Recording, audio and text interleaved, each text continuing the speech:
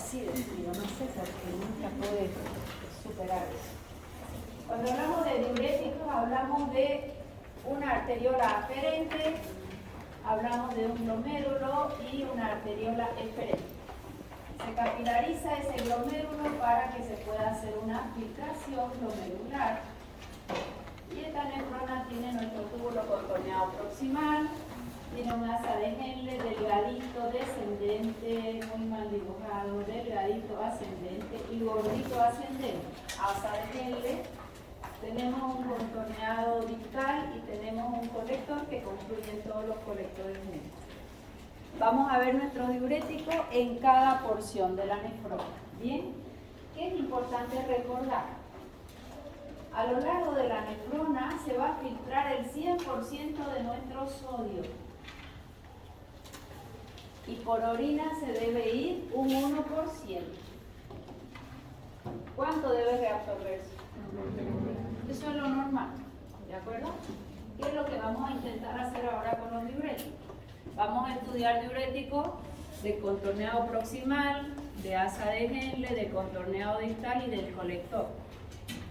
A ellos se les llama, su verdadero nombre es natriuréticos. ¿Por qué? Porque ellos van a disminuir la reabsorción del sodio. Eso es un natriurético. En la jerga usual médica le llamamos a todos diuréticos. Pero este es el que inhibe la reabsorción del sodio, que es lo que vamos a estudiar hoy. Y el último grupo, recién son diuréticos, no mueven el sodio, pero eliminan agua. Son los llamados diuréticos osmóticos. ¿Ya? Es manitol. ¿Cómo vamos a estudiarlo? Vamos a empezar por la primera porción de la nefrona, túbulo contorneado proximal.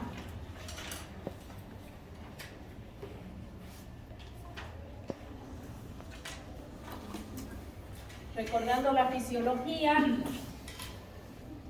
que esta va a ser una celulita, en este caso es el túbulo contorneado proximal. Por acá está la orina. Entonces esta célula del túbulo contorneado proximal que está en contacto con la orina se llama luminal. Es la membrana luminal. Y esta que está en contacto con intersticio para luego volver a tener contacto con la sangre, con los capilares peritubulares, este es el intersticio, le vamos a llamar la membrana vasolateral. Esto lo vamos a hacer. ¿Alguien tiene algo que pinte un poco mejor que yo? ¿Cuál quiere, doctora? ¿Azul o negro? Esta es la membrana vasolateral y esta es la luminal. ¿Qué tengo en la orina? Resulta que en este túbulo contorneado proximal se debe reabsorber, debe llegar a sangre como bicarbonato de sodio, un 85%, y como cloruro de sodio, un 40%. Esta fisiología es extremadamente importante. ¿Por qué? Acá viene mi bicarbonato de sodio, mi bicarbonato, y al sodio lo voy a poner por arriba, ¿ya? ¿Por qué? Vamos a ir siguiendo qué va a pasar con cada uno de ellos. Este sodio aquí se debe reabsorber mucha cantidad. Se estaba yendo por orina y va a tener un intercambiador. Este sodio va a ingresar, carga positivo o negativo. ¿Con quién se puede intercambiar para que no haya gasto de energía? Con un protón. O sea que ese sodio va a ingresar por un intercambiador y en la membrana vasolateral siempre voy a tener una ATPasa sodio-potasio. Reabsorbe sodio y entrega potasio con gasto de energía. Esto lo voy a tener a lo largo de la nefrona en todos los segmentos. O sea que ustedes dibujan eso primero y lo demás ya lo estudian. ¿Se entendió? Es la forma de reabsorber el sodio. Entonces ese sodio acá entra sin gasto de energía, aquí gasta energía, pasa al intersticio y llega de vuelta a la sangre. Esas cantidades tienen que reabsorberse. Este protón encuentra el ácido carbónico Un ácido con una base se llama titulación. Esa es la palabra adecuada químicamente hablando. El ácido encuentra la base, se titula. ¿Y qué va a formar en esa titulación? Ácido carbónico. Ácido carbónico. Ese ácido carbónico en su camino, que generalmente está en la membrana luminal, encuentra una enzima que se llama anidrasa carbónica. La anidrasa carbónica es un catalizador. ¿Qué es catalizador? Acelera la velocidad de reacción. Y lo que hace es catalizar a este ácido carbónico para sufrir una deshidratación. Va a sufrir una deshidratación. ¿Qué significa? Que va a sacarle agua. Agua más dióxido de carbono. El dióxido de carbono, ¿qué características tiene? Liposoluble. Es soluble, altamente liposoluble y va a pasar sin pedir permiso dentro de la célula que tiene una doble membrana lipídica. Y ese dióxido tiene mucha afinidad por el agua. Acá hubo deshidratación y acá hidratación. Si él se hidrata, nuevamente voy a tener el ácido carbónico. Ese ácido carbónico sufre una ionización. ¿Qué es ionizarse? Separarse en cargas eléctricas. ¿En qué se va a ionizar? Protón, que será este de aquí, y el bicarbonato, que va a pasar al intersticio y finalmente a la sangre. Y nuevamente tengo mi bicarbonato de sodio, que aquí se va a reabsorber un 85%. Esa reacción bien estudiada, porque esa reacción ocurre también a nivel pulmonar, ¿ya? Cuando hacen los equilibrios ácido-base. Repetimos, tengo acá viniendo bicarbonato de sodio. El sodio entra por un intercambiador, va a la membrana vasolateral, que siempre hay una ATPasa, sodio-potasio. Entra sodio y llega hasta intersticio. Bicarbonato encuentra en su camino un protón y se titula y se forma ácido carbónico. El ácido carbónico sufre deshidratación gracias a anidrasa carbónica, dióxido y agua. Difusible, se hidrata, ácido carbónico. Esta ionización es catalizada por anidrasa carbónica. Protón más bicarbonato. Hasta ahí hemos reabsorbido ¿qué? Bicarbonato y sodio. Aquí tenemos en esta célula también una entrega. Como acá hay mucho bicarbonato, para ir manteniendo un buen pH se entrega un poquito ácido, pero eso lo vamos a dejar para más adelante. ¿Qué puede ocurrir acá? ¿Qué puede hacer acá un diurético? Los diuréticos de túbulo contorneado proximal me van a bloquear anidrasa carbónica. O sea que túbulo contorneado proximal, su fármaco es acetazolamida, que viene de 250 miligramos en vida corta, se da cada 8, cada 12 horas. Y la dorzolamida, que viene en colirio, no sé el cuánto por ciento, pero es colirio. Ya. ¿Qué es lo que van a hacer estos fármacos? Si yo les pregunto, ¿qué mecanismo de acción va a tener acetazolamida y dorzolamida? Inhibe anidrasa carbónica. Pregunta, ¿qué va a pasar si se inhibe anidrasa carbónica? No hay la reacción de No va a haber titulación, no va a haber titulación porque no hay este protón. No hay titulación, no hay deshidratación. ¿Quién se va por orina? Bicarbonato de sodio. El bicarbonato solo se reabsorbe en túbulo contorneado proximal, no más allá.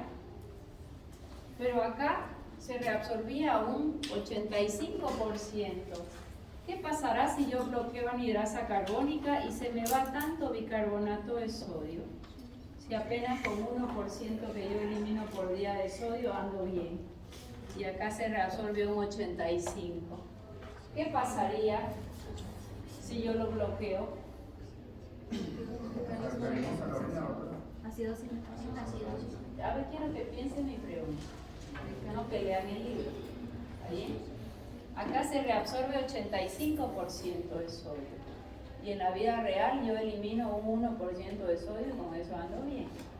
Y acá si yo bloqueo anhidrasa carbónica, ¿qué pasaría con este bicarbonato de sodio? Se va por orina. ¿Poco o mucho? Mucho. Tanto que me descompensaría. Y yo esperaría que sea el diurético más efectivo que hay, porque perdería mucho sodio, tanto que fuera incompatible con mi vida. Pero resulta que yo les digo que como diurético no sirve. ¿Por qué? El sodio se Porque como se está yendo mucho sodio, ¿qué hace mi organismo? Se pone en alerta y dice, el sodio se nos escapó. ¿Dónde estoy? En túbulo contorneado proximal. Entonces va a reactivar toda la nefrona para que se reabsorba mucho sodio más adelante. Se reabsorbe tanto que como diurético no me sirve. ¿Por qué? Porque estoy al inicio de la nefrona. ¿Se entendió? Está el AZDNL que tiene una capacidad de reabsorción extremadamente buena, contorneado colector, contorneado distal y el colector. ¿Se entendió? Como diurético aplazado. ¿Por qué? Porque estoy al inicio de la nefrona. Bien, pero ¿qué ocurre? Que este sodio se va a reabsorber más adelante. Se reabsorbe más adelante como diurético aplazado. Pero ¿y el bicarbonato? ¿Se reabsorbe más adelante? No. El bicarbonato sí lo voy a perder. Entonces, ¿qué efecto voy a tener? Orina alcalina, ¿sí o no? Sí. ¿Para qué me sirve una orina alcalina?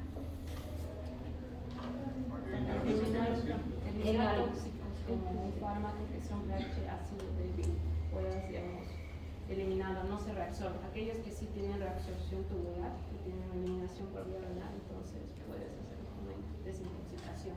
Muy bien. Como él va a alcalinizar orina, si el fármaco es ácido débil y se reabsorbe, estoy dándole el pH opuesto, forma cargas eléctricas y no se reabsorbe. Una aplicación va a ser útil en intoxicación por fármacos ácidos que sufren reabsorción tubular. Solamente. Bien, estoy perdiendo base. ¿Para qué me sirve perder base? En alcalosis metabólica, otra indicación. No he hablado de hipertensión, porque no es diurético básicamente. Bien. ¿Para qué más me sirve? La orina va a estar alcalina.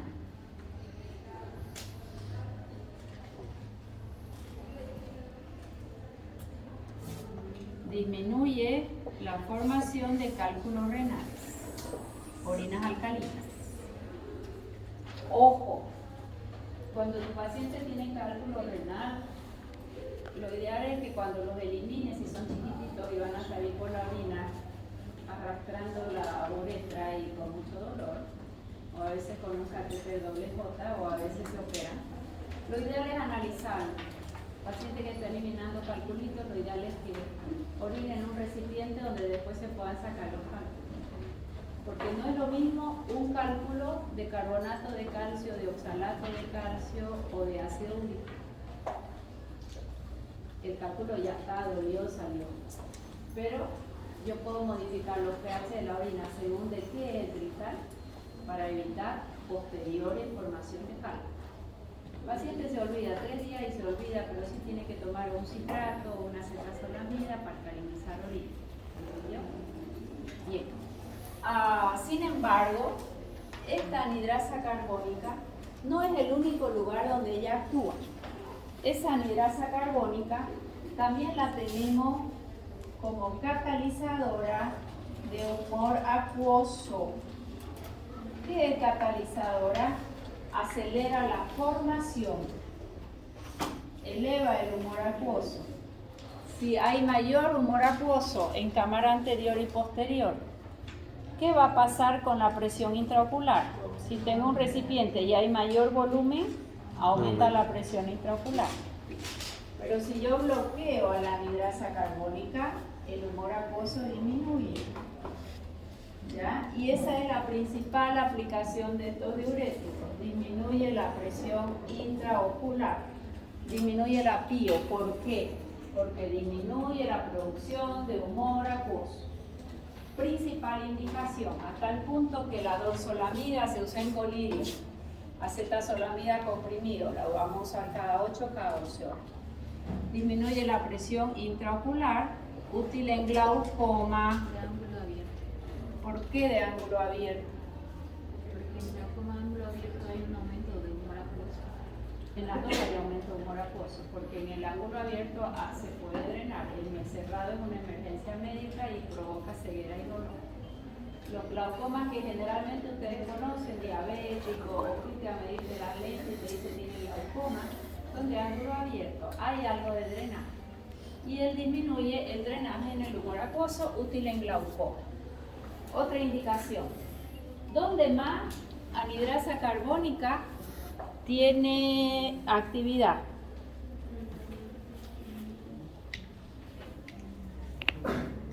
Sistema nervioso central. Sistema nervioso central. El sistema nervioso central, igual que acá, cataliza anhidrasa carbónica la formación de líquido cefalorraquídeo. ¿Qué cataliza? Aumenta, acelera la formación de líquido cefalorraquídeo. Si yo la bloqueo, disminuye el líquido cefalorraquídeo. ¿Para qué me sirve disminuir líquido cefalorraquídeo? Para disminuir la presión intracraneana, disminuye la PIC. Pregunto, ¿qué paciente tiene la presión intracraneana alta? Paciente con meningitis, paciente que sufrió un golpe, paciente con una ACV. Ayer vimos una paciente que se le hicieron la craneotomía descompresiva porque hubo un sangrado masivo. Entonces hay que esperar que se estabilice intubada, ¿no? Porque disminuye el centro respiratorio. Lamentablemente sangró y después volvió a sangrar, ¿no? Entonces le hacen una craneotomía descompresiva, queda un huequito, ese pedacito de su tejido óseo lo guardan debajo de la piel y ahí lo ve el cerebro tal cual y él se va desinflamando. El riesgo es las infecciones, se va desinflamando y cuando ya entró a su lugar sacamos de aquí y volvemos a colocar, ¿no? Entonces esos pacientes tienen elevada la presión intracraneana. ¿Cómo la puedo disminuir? Con acetazolamida. No es la única, acetazolamida se usa y no va a ser tan efectiva por largo plazo. ¿Ya? Eso es importante. Te sirve 5 a 7 días, no uses más para presión intracraneana. ¿Qué más puedo usar en presión intracraneana alta? Hay otro tipo de diurético que es osmóticamente activo. No va a mover el sodio. Por donde él pasa arrastra agua. Tal es así que si yo lo tomo en vía oral, arrastra agua y me hace diarrea, no se absorbe. Tengo que ponerlo endovenoso, el manitol, que ese es el único diurético, los otros son natriuréticos. Arrastra agua de todos lados y así me va a ir disminuyendo el edema intracraneal. Pero tengo que acompañarlo de quién a ese manitol, si va a traer todo al volumen, al intravascular. Con un diurético de alta efectividad para que orine el paciente y no le suba presión arterial. También lo usamos 3 días, no más. O sea que en el aumento de la PIC, presión de la PIO, intracraneana de la PIC, vamos a usar 2 tipos de diuréticos, acetazolamida para que baje la producción de humor acuoso y el otro diurético osmótico para que arrastre la cantidad de agua. ¿Está bien? ¿Qué otro paciente se le eleva la presión intracraneana y le da solo? El que sube al alto. ¿No? Se van ustedes a La Paz, están acostumbrados, aquí estamos sobre 200 metros sobre el nivel del mar. Llega al alto Inspira así, hiperventila un poco porque a mayor altura hay menor presión de oxígeno. Retomas la oxigenación, 88, y acá tienes 99. Porque a mayor altura hay menor presión, para empezar. Y luego aumenta la presión intracraneana y te da ese dolor de cabeza que te sientes flotando en el aire. A ese paciente que va a subir a la altura, 12 horas antes, le das una cetazolamida y le empiezas a bajar la presión intracraneana y la va a pasar mejor en la par. Llega a la par, 12 horas, se toma un segundo y le hace por 2 días. ¿Ya? Eso es lo ideal, por 2 días, no más.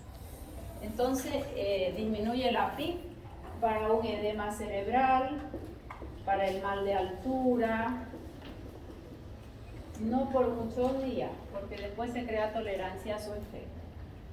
¿Para qué más se van a usar esto? ¿Qué se llama? Diurético de túbulo contorneado proximal. Doctora, ¿también se usaría para hidrocefalia? En hidrocefalia sí, pero generalmente ahí lo que hay que hacer es una derivación ventrículo-peritoneal. Si fue aguda, momentánea, pero generalmente no. Ahí el tratamiento de momento te ayuda hasta que pueda entrar a quirófano a hacer una derivación intraventricular. Intraperitoneal, no ventricular. Bien, también se usa como coadyuvante, muy poco usado en epilepsia, pero no tiene mucha aplicación. Intoxicación por fármacos ácidos, alcalosis metabólica, presión intracraneal y presión intraocular. Esas son las principales aplicaciones en diuréticos de túbulo contorneado proximal. Ahí dice hipertensión. ¿Por qué? Porque como diurético se aplazó. Aplazado no, aplazadísimo. Ahora vamos a pensar. ¿Qué efecto adverso va a tener esta acetazolamida si yo bloqueo acá anhidrasa carbono? A ver, estoy perdiendo base. ¿Qué va a quedar? Acidosis metabólica. Bien, puede llevar a acidosis metabólica. Sigamos pensando. El sodio se fue. ¿Quién es la última hormona que lo va a rescatar? Aldosterona. ¿Cuál es la función de aldosterona? Retiene sodio y elimina potasio. Si se elimina potasio, ¿qué efecto adverso puede tener? Hipopotasemia. ¿Quién le acompaña siempre al potasio? El protón. Se va el protón.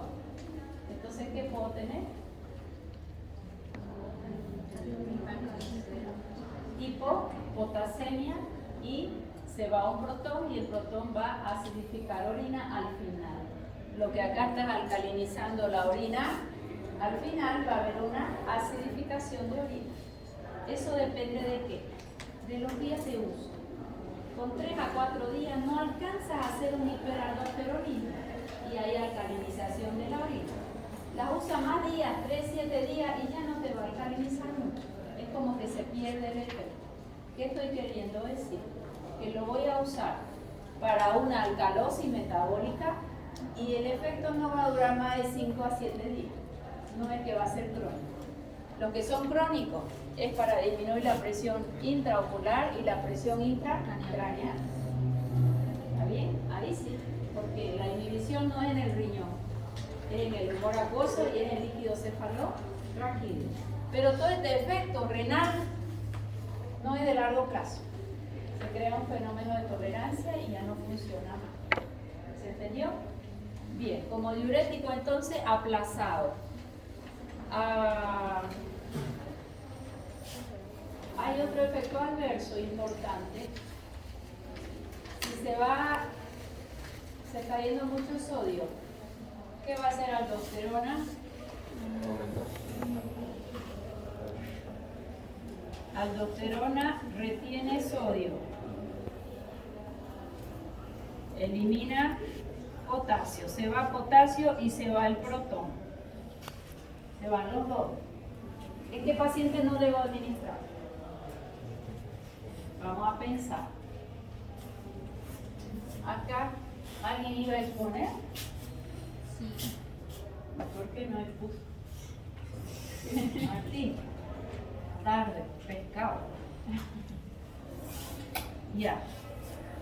Tengo un paciente con una insuficiencia hepática, producto de la degradación en insuficiencia hepática en proteína, va a formar mucho NH3. ¿Qué diferencia tengo con NH4, que tiene carga positiva? Liposoluble y no liposoluble. ¿Qué pasa si tengo una hepatopatía? Se forma mucho NH3, ¿ya? Y ese NH3, al ser liposoluble, si hay mucho, aquí está el cerebro, él va a llegar cómodamente ahí. ¿Sí o no? ¿Liposoluble o no liposoluble? ¿Y qué puede producir? Encefalopatía hepática, de origen hepático, pero es una encefalopatía con pérdida de conciencia. ¿Qué necesitaríamos nosotros hacer para que este NH3 pase a NH4? Y el ponerle una carga. Ponerle un protón. ¿Sí? Y acá el protón se está yendo. Entonces esto va a favorecer la encefalopatía hepática. ¿Se entendió? Contraindicado en encefalopatía hepática. Yo más bien lo que tengo acá es que acidificar para que no llegue, aunque haya mucho nitrógeno, no llegue al cerebro. Eso es importante. Entonces, ¿qué le tengo que dar a la encefalopatía hepática? Un fármaco que bloquee aldosterona. ¿Qué hace la aldosterona? Retiene sodio y elimina potasio. Entonces, ¿qué va a hacer? Se va el sodio y que quede el potasio. ¿Quién le acompaña? El protón. Y ese protón me va a acidificar al amoníaco, que va a pasar a amonio, y disminuye la clínica de la encefalopatía hepática. Va a seguir estando insuficiente este hígado, pero no va a llegar a ser encefalopatía. ¿Está bien? Pregunta hasta ahí. Ya está el túbulo contorneado proximal.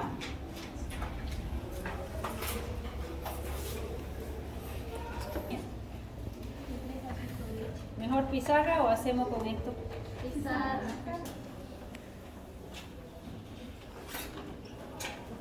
Esta va a ser el asa de Henle. El asa de Henle teníamos una porción descendente que era delgadita y una ascendente delgadita. Ella es permeable al agua. ¿Qué significa? El agua siempre se mueve osmóticamente. Donde haya más concentración, ella va a diluir lo concentrado. Eso lo meten en su cabeza. Cuando alguien te pregunte, ¿y aquí para dónde va el agua? Diluye lo concentrado. Si yo meto una glucosa en sangre, un suero glucosado, ¿qué va a hacer el suero glucosado? Va a concentrar a nivel intravascular y reabsorbe agua. Es osmótico. El manitol yo lo tomaba en vía oral, atrae agua. ¿Por qué? Porque él está concentrado y no puede salir. Entonces atrae agua. Siempre el agua diluye lo concentrado.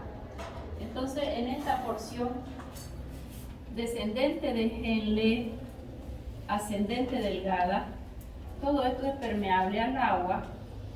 Y acá hay una zona gorda, que es la que vemos acá, porción gruesa, es impermeable al agua. ¿Qué significa que es impermeable? El agua no entra ni sale. En esta porción vamos a sacar muchas cosas y acá se concentra. Entonces en esta porción el agua tiende a salir, pero va a depender de la densidad de orina. Entra o sale, depende de qué, de su concentración. Pero esta porción, que es la que yo tengo dibujada ahí, no entra ni sale agua. Y de yapa, aquí en esta área se va a reabsorber por lo menos un 40% del cloruro de sodio. Reabsorber es que va a salir de la orina hacia el intersticio y después a circulación sistémica. No entra ni sale agua y encima le saco electrolitos, se llama segmento diluyente. ¿Ok? O sea que el que voy a dibujar ahí, o está dibujado, es el segmento diluyente de la orina, que es la rama gruesa ascendente de Henle. ¿Está bien? Toda esta plaquita, que es también asa de Henle, es permeable al agua. ¿Para dónde va el agua? Entra y sale diluyendo a lo concentrado. ¿Quedó mejor? Bueno, veamos aquí a ver qué va a pasar.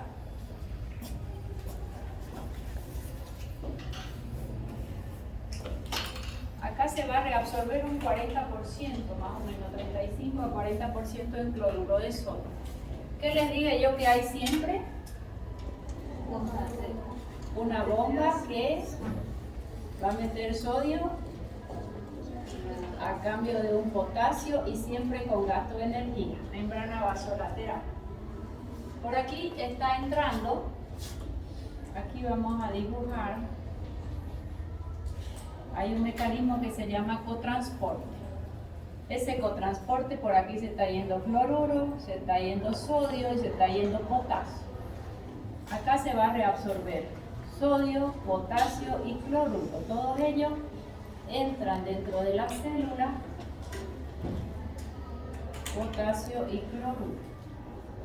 Este sodio que se estaba yendo por orina entra por un cotransporte. Este se llama cotransporte porque van todos en la misma dirección. Este sodio que ingresó por el mecanismo de bomba pasa al intersticio y de intersticio llega a la sangre y se reabsorbe sodio. Mucho, 40% es altísimo. Este potasio entró, pero acá también entró potasio. Y dentro de la célula va a ser mucho potasio. Cuando hay mucho potasio, hay un mecanismo que se llama retrodifusión. Retrodifusión es hacia atrás o difusión retrógrada. Este potasio que entró por acá y que entró por acá hace una retrodifusión y vuelve a orina. Tiene carga positiva, potencial positivo. Acá, además de potasio, cloruro y sodio, viene magnesio, que tiene una carga más 2, y viene calcio, que tiene una carga más 2. ¿Qué ocurre acá? Carga positiva y carga positiva se repelen y eso hace que haya una fuerza para la reabsorción de calcio y de magnesio. Cationes divalentes. ¿Por dónde va a ir? Por la vía paracelular. ¿Qué es paracelular? Entre dos células hay una unión ahí, por esa vía va a ir. ¿Por qué se reabsorbe calcio y magnesio? Porque estas cargas positivas con un potencial positivo repelen entre ellas y da la fuerza para su reabsorción. ¿Por qué digo reabsorción? Porque en el intestino se absorbió por mi comida, se estaba yendo por el riñón el calcio y el magnesio y esto lo trae de vuelta a la sangre. ¿Quedó mejor? Fisiología. ¿Qué puede pasar acá? Los fármacos que actúan en asa de Henle, la droga tipo es la furosemida. Furosemida, ampollas de 20 miligramos, comprimidos de 40 miligramos. Y hay una ampolla de 240. Furosemida, torasemida, bumetanida, ácido betaclínico, de los cuales tenemos solo estos tres. Torasemida y furosemida para nosotros es el más usado. ¿Qué es lo que puede hacer aquí esta furosemida? O estos diuréticos de la asa de Henle. ¿Qué va a pasar acá si bloquean el cotransporte? Sodio, potasio, cloruro asociado a la ATPasa. Ese es el mecanismo de acción. Va a bloquear el cotransporte. Sodio, potasio, cloruro son sodio, potasio y 2 cloros. Sodio, potasio, cloruro asociado a la ATPasa. Ese es el mecanismo de acción. Pregunto, ¿qué va a pasar si se bloquean? ¿Qué va a pasar con el sodio?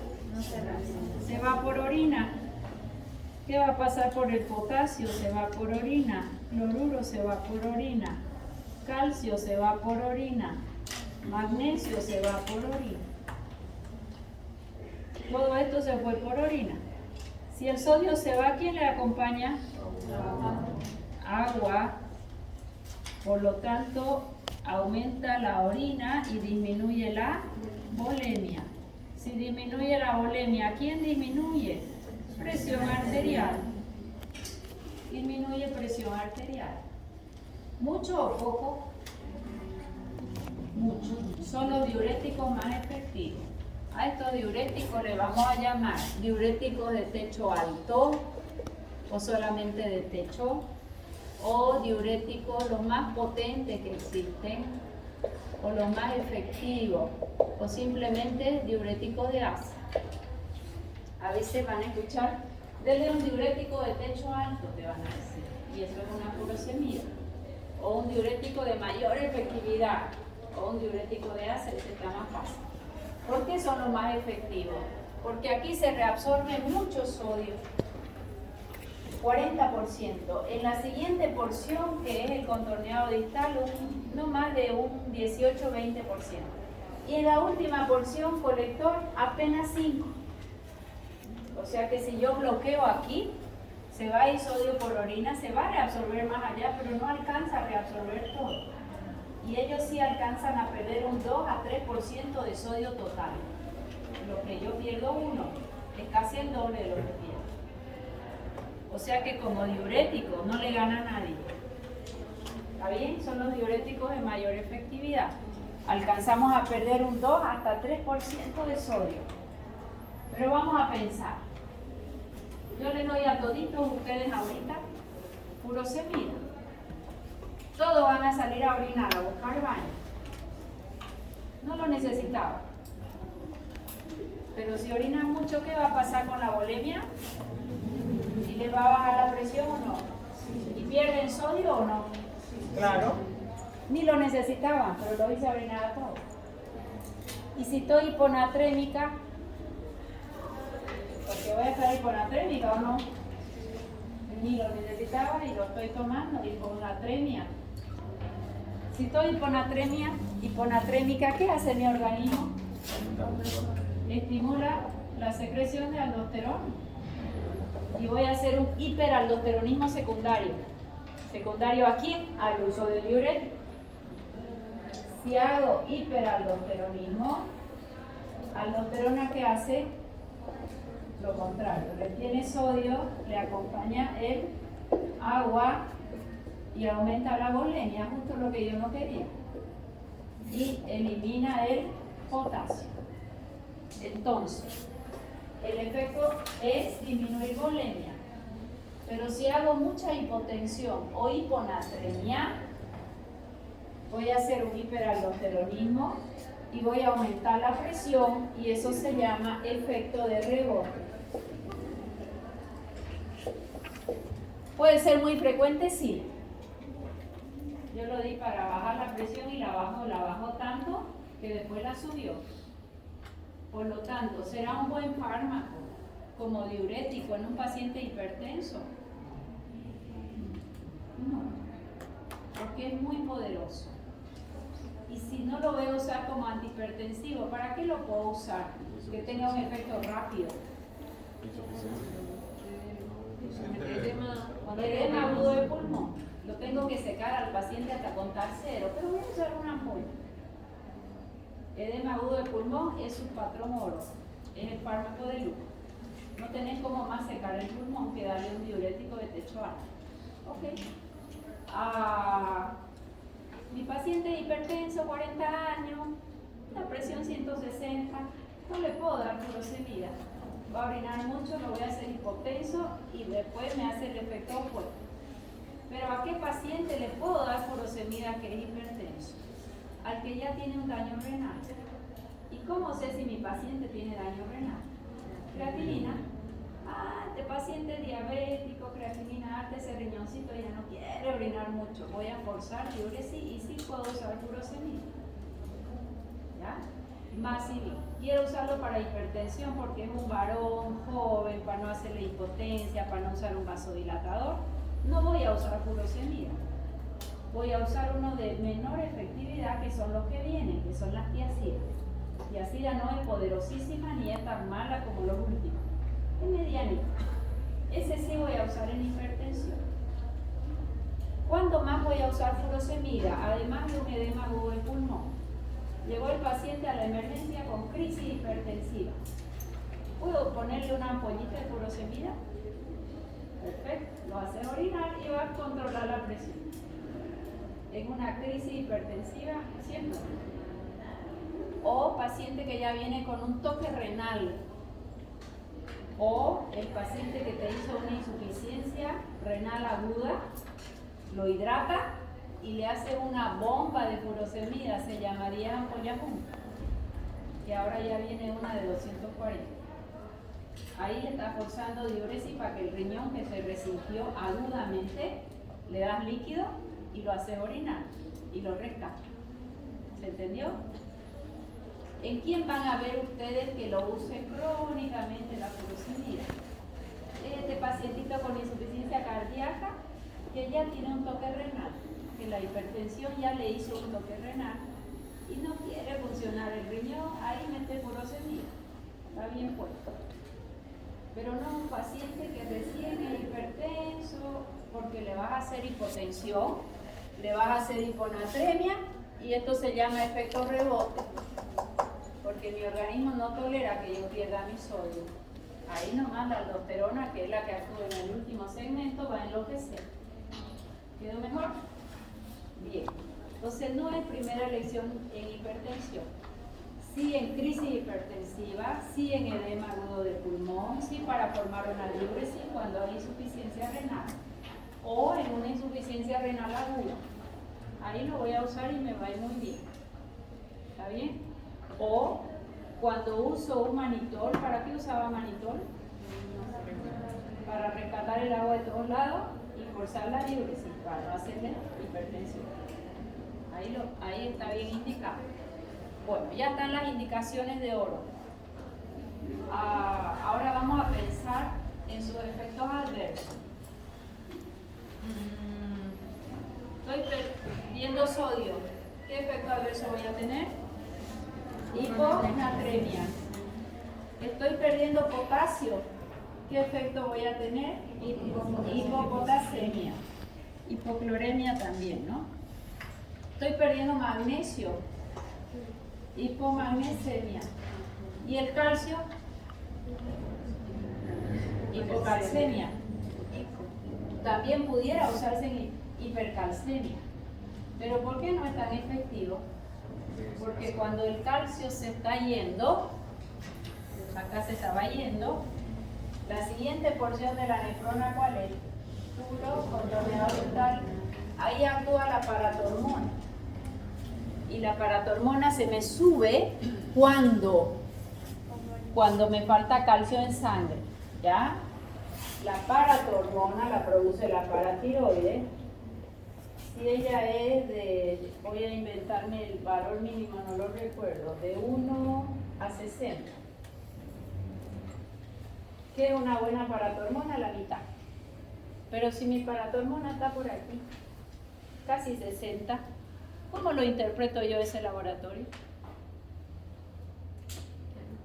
Le pediste paratormona, no sabes para qué a tu paciente, pero o te trajo un laboratorio y lo ve que está cerca de acá. ¿Cómo lo interpreto? La paratormona, ¿qué es lo que ella hace?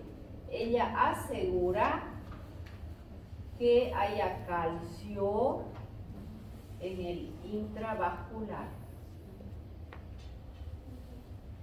¿Y si está alta? ¿Hay alto calcio? No, Hay disminución hay de poco calcio. A ver, cante. Estimula los osteoblastos para que hagan más calcio a través del hueso. Ya, vamos a pensar de dónde puedo sacar calcio. Si ella está cercana, acá el otro día atendí un paciente que tenía 85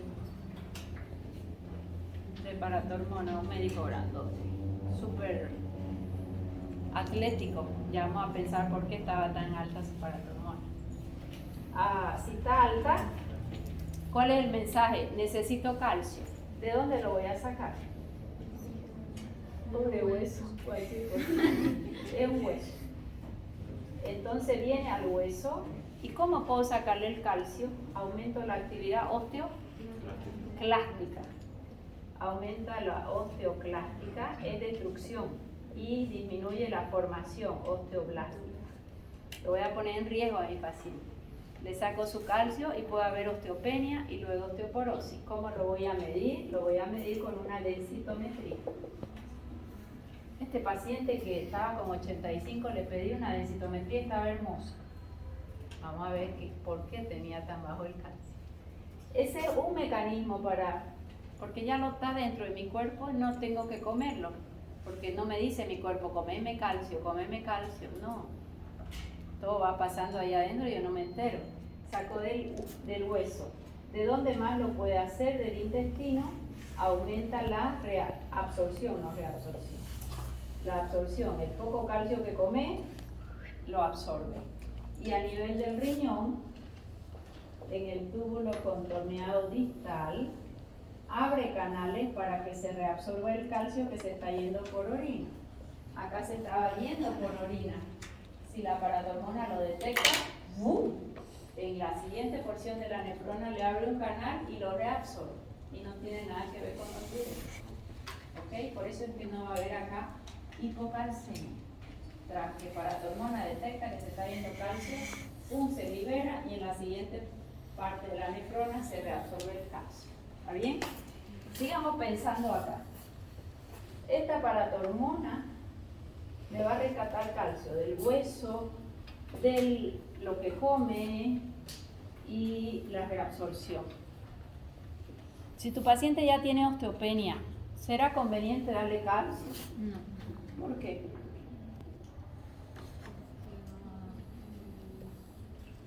¿Tiene osteopenia? No significa que le des calcio que vaya a formar parte del hueso, sino que necesitamos hacer ejercicio para que entre el hueso. Ya. Prohibido verles médicos después, una osteopenia y puro calcio. Prohibido. Es lo que hacen todos los ginecólogos. Osteopenia, va a tomar calcio. ¿Sabe qué? Tómeme mañana, tarde y noche. Y ahí les dejan a las pacientes todas calcificadas con sus placas de ateroma y sus inflamaciones calcificadas y el hueso cada año más flaco. ¿Qué necesito yo para fijar el calcio? Primero el ejercicio físico. Tiene 80 años de paciente y no puedo mucho. El calcio necesita de vitamina K2 porque hay una reacción acá que tiene que pasar de ácido glutámico, que va a ser su transportador, tiene que pasar a carboxiglutámico. Ácido glutámico tiene una sola carga eléctrica, carboxiglutámico que me va a transportar el calcio tiene dos, y eso lo facilita el paso de glutámico a carboxiglutámico, la vitamina K2. Por eso es que se ha puesto de moda la K2. Entonces en osteopenia, lo primero, ejercicio físico en el que la pueda hacer. Ustedes deben cuidar sus huesos desde joven, con el ejercicio físico, no esperar tener 80 años osteopenia para recién. O sea que aquí, si precisas calcio, probablemente en la comida está suficiente con el calcio que come. Las comidas nuestras son hipercálcicas y hipomaglicémicas. Vitamina K2, vitamina D y silicio. Eso favorece el ingreso de calcio y lo más importante es el ejercicio físico. Si le das calcio sin nada de esto y sin ejercicio físico, va a quedar en circulación. Resulta que yo tenía aquí unas plaquitas de colesterol y triglicéridos porque el paciente no come bien y ese endotelio está inflamado. Pasa el calcio y lo calcifica, entonces ya se vuelven placas calcificadas. Le pides a tu paciente ecografía en carótida y te dice tiene placas de ateroma calcificadas. Eso es lo que va a hacer el calcio que le da a tu paciente si no estamos utilizando la K2, que se usa de 1 a 5 microgramos, ni siquiera miligramos. El silicio 50 miligramos está bien y la vitamina D hay que testarla. Cuando pides vitamina D en el laboratorio tienes que pedir paratormona, vitamina D y el calcio del intracelular, no el calcio iónico, no el calcio vascular, sino el iónico, que es el que está dentro de la célula. El otro calcio que te piden en el laboratorio depende de lo último que has comido, no depende de lo que está dentro de la célula. Este es el que sirve. La teta, tu vitamina D, que lo ideal es arriba de 50, y la paratormona. Ella te va a decir si se está sacando o no el calcio del hueso. Aquí es lo ideal. Acá vamos muy bien, puede ser un paciente muy joven, pero si de 60 ya se subió incluso, está buscando calcio. Este paciente que hicimos densitometría y el calcio estaba súper bueno, él es atlético y es relativamente joven, es porque su comida estaba muy hipocálcica. Muy hipocálcica, o sea que lo tienen que ver completo al paciente. Con un solo laboratorio no pueden decidir nada. Tienen que ver si vas a ver la vitamina D con la paratormona y con el calcio intracelular. ¿Está bien? Y ahora viene el calcio, magnesio, vitamina D, está dos juntos. Tampoco es lo ideal. ¿Por qué? Porque ellos compiten para absorberse. Si le vas a dar calcio porque lo precisa, ¿a quién le doy yo calcio con frecuencia? Paciente que se operaron tiroides y le volaron la paratiroides. A ese paciente a veces hay que darle hasta 1500 por día de calcio. Y hacer ejercicio. Es muy usual que te operen la tiroides y te vuelen la paratiroides. No es una buena cirugía. ¿Cómo te das cuenta? Cuando recién pasa la cirugía el paciente tiene mucha tetanización, movimientos involuntarios. De ahí hasta el último día de su vida, calcio. Y ahí lo ideal es hacer combinaciones de calcio carbonato, calcio pelado, glicinato, aspartato, de todos para que se absorba, porque el calcio no se absorbe mucho tampoco. Y el calcio cuando lo toma estimula células parietales y hay mucha acidez gástrica, o sea que puede provocar gastritis. ¿A qué hora lo vas a dar? Si estimula la producción de ácido clorhídrico. Con la comida, porque el ácido clorhídrico es para que la comida, y si hay comida no te va a hacer acidez el ácido porque va a trabajar tu alimento. ¿Quedó mejor? Y si vas a darle vitamina D, por lo menos unas 8 horas separadas. Y si vas a dar magnesio a la mañana, el calcio al mediodía y la D para dormir. Las 3 separadas. ¿Quedó mejor? Bueno. ¿Por qué llegamos ahí? Por el calcio. Ya. Todo para ver los efectos adversos de los diuréticos de techo alto. ¿Quién es de techo alto? Furosemida, torasemida, bumetanida, ácido betacrínico. Ahí hay uno más. Pero no lo tenemos. Ya. Entonces ya tenemos mecanismo de acción. Bloquea cotransporte sodio, potasio, cloruro asociado a la ATPasa. Efecto farmacológico, se va sodio, le acompaña el agua, disminuye volemia de forma drástica. Por lo tanto lo uso en edema agudo de pulmón, crisis hipertensiva, para forzar diuresis, insuficiencia cardíaca con toque renal. En hipercalcemia se puede también usar. El calcio se rescata más allá, pero no todo. Pero las hipercalcemias, hay que tratarlas diferentes. Ya. Efectos adversos, hiponatremia, que puede hacer hiperaldosteronismo secundario y efecto rebote. Hipopotasemia, si se va el potasio, ¿quién se va con él? Los protones. ¿Ok? Hipomagnesemia, más frecuente que hipocalcemia. Se cree que el uso crónico puede llevar a deterioro renal. ¿Ya? El uso crónico puede hacer insuficiencia renal.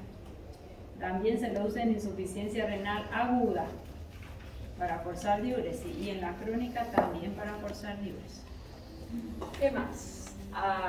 Diferencia entre furosemida y torasemida. Lo que furosemida hace con 40 miligramos puro, hagamos de cuenta que vamos a eliminar 2 litros de orina. Furosemida, torasemida, con 1 miligramo va a eliminar 2 litros de orina. ¿Cuál es más efectiva? Las dos tienen la misma efectividad. ¿Qué es efectividad? Lo que logré. ¿Y cuánto lograron las dos? ¿Quién es más potente? Ya.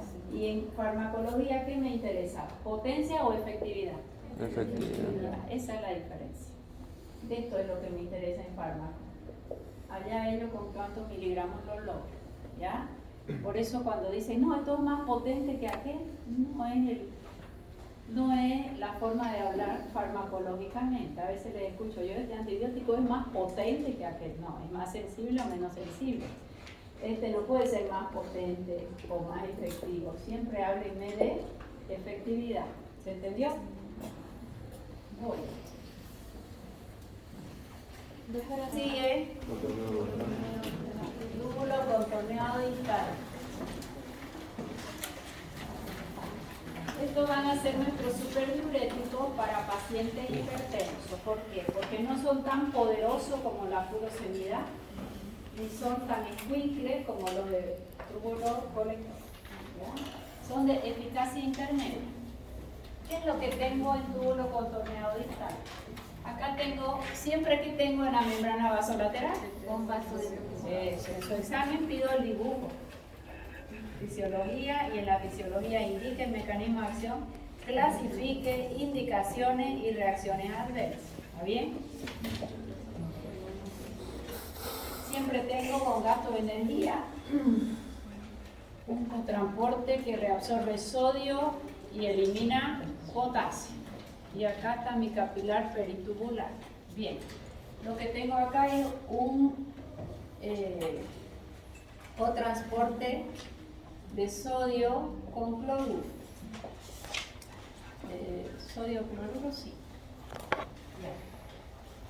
Viene por acá, aquí se va a reabsorber entre un 15 a un 20% de sodio, no más. En el anterior azarenel hasta un 40%. El túbulo contorneado proximal también un 40% y como bicarbonato de sodio era un 85%. De todo eso solo se tiene que ir por orina 1%. ¿Qué hay acá de especial? Viene este sodio que se iba por orina y se nos va a reabsorber gracias a cotransporte o como es la bomba sodio-potasio. Aquí hay un receptor, que ese receptor, cuando es ocupado por aldosterona, paratormona, por paratormona, cuando es ocupado por la paratormona, él abre unos canales para reabsorber el calcio, es lo que hablábamos recién, se viene para acá el calcio y se viene para acá el calcio y se está reabsorbiendo calcio, ¿ok? Si la paratormona está bajita o normal, muy poco es lo que se va a reabsorber, pero si ella está alta, esos canales se superabren y se va a reabsorber el calcio para que no se vaya, o sea que mi organismo la pelea hasta lo último. Si come poco calcio, ¿de dónde se lo va a sacar el calcio? Del hueso, ¿no? Y ahí empieza todo el fenómeno de osteopenia o osteoporosis. ¿Qué mecanismo de acción tenemos? Vamos a este cotransporte, lo vamos a bloquear. ¿Esto es sodio, potasio o sodio cloro? Sodio cloro, está bien, ¿no? Me quedo la duda. Eso es lo que hacen estos fármacos. Estos fármacos son fármacos de eficacia intermedia. No son tan poderosos como la furosemida, ni tan chiquititos como los últimos. Hidroclorotiazida es el fármaco estrella. Hidroclorotiazida. Hidroclorotiazida viene comprimido, no tenemos en ampolla solo furosemida, de 50 miligramos. Hidroclorotiazida, los comprimidos de 50 miligramos. Muchas veces viene la hidroclorotiazida combinada, la mayoría de las veces.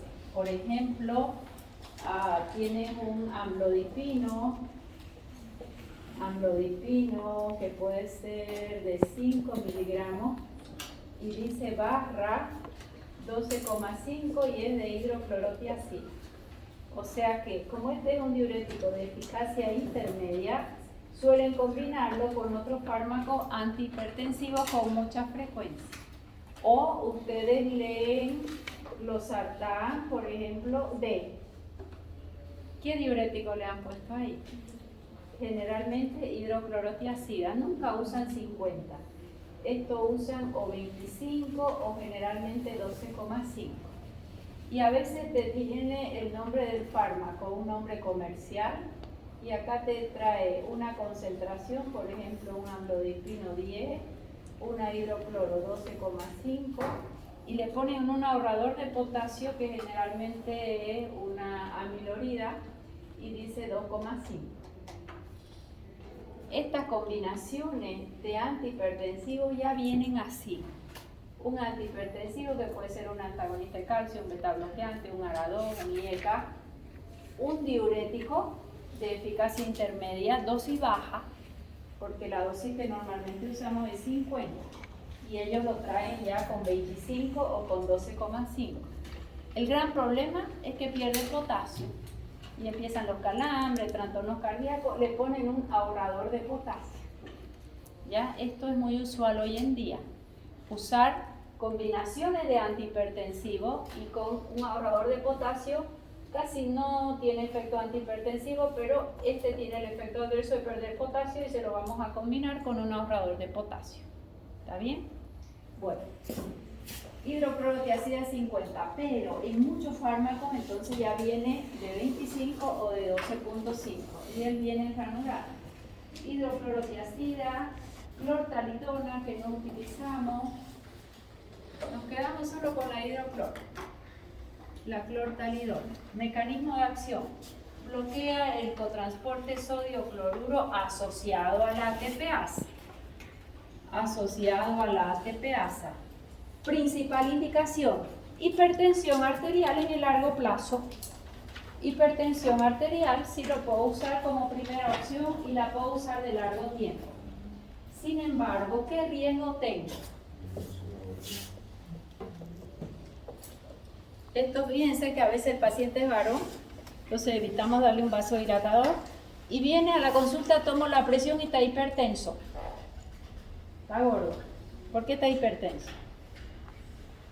Porque el corazón tiene que latir para 20 kilos más o 30. Y le doy un diurético y le voy a controlar la presión. ¿Pero por qué les doy el ejemplo del gordo? Porque dentro de sus RAMs, estos fármacos hacen resistencia a insulina e hiperinsulinemia. Hiperinsulinemia con hiperglicemia. O sea que te van a subir tu glucosa y te van a hacer la insulina alta. Y el gordo que tiene alto, la insulina, capaz la glucosa todavía. ¿Puede agravar un síndrome metabólico? Sí. ¿Qué más viene aparejadito al síndrome metabólico? Hiperuricemia, le sube el ácido úrico, que ya lo trae generalmente este paciente elevado. ¿Qué más trae el síndrome metabólico? Dislipemia, sube colesterol y triglicéridos. A la larga, si yo voy a usar esta semana, o me voy a ir a La Paz y quiero algo que me baje un poco la presión y me tomo un diurético 2 o 3 días, no me va a pasar todo esto. Pero este es un fármaco que se va a usar de largo plazo porque es muy efectivo en hipertensión. Efectos adversos, para que no se olvide, todo lo que trae el síndrome metabólico, él lo va a magnificar, porque hace hiperglicemia, hiperinsulinemia, hiperuricemia y dislipemia. ¿Está clarísimo?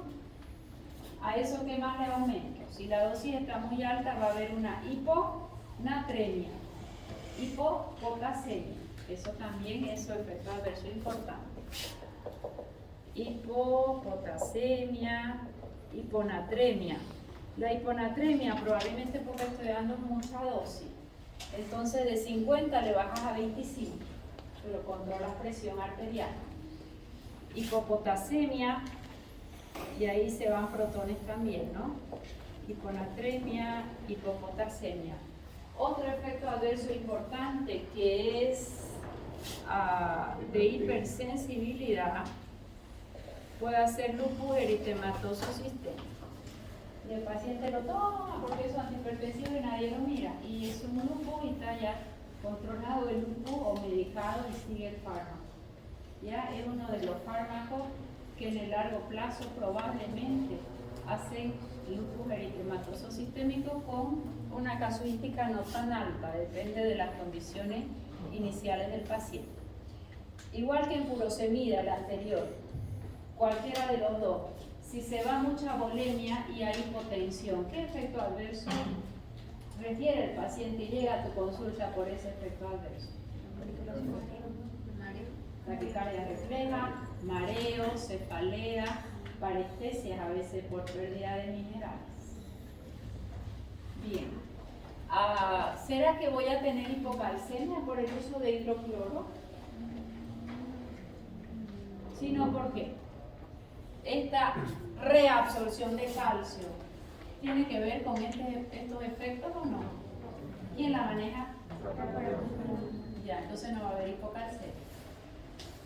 Diferencia de furosemida, que no voy a reabsorber calcio y se va por orina. Este la va a intentar rescatar, pero no puede con todo. ¿Está claro? ¿Quién es el que lo va a determinar ese calcio? Lo hace el aparato. Entonces, dentro de sus principales indicaciones, hipertensión, no un edema agudo de pulmón. En el edema agudo de pulmón hace furosemida ampolla. De largo plazo, se cree que puede ser nefrotóxica también en el largo plazo y sus efectos adversos estos son bastante importantes. ¿Qué más? Bueno. Diabetes incipiente. Fuerte, diabetes insípida, sí.